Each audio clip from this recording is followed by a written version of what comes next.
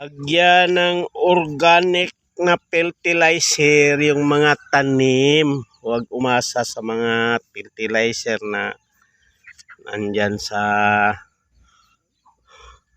mga tindahan. Madali lang kukupas yung yung bisa ng fertilizer. Ito pang matagalan tong organic. Yung sa may mga tindahan, pag magbulagay kayo ng ganyang mga fertilizer, yung lupa gusto na palagi ganyan, parang addict sila. Ito matagal ang bisa nito hanggang pagtanda, sa tanim. Ganyan. Mga dubok yung mga yung mga gaya nito, mga niyog. Ayan niyog.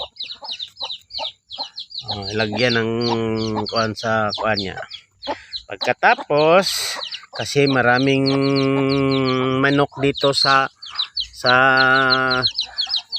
bahay kubo, nagdala na yung iba. Lagyan ng bao sa taas para dili halongkatin ng mga manok.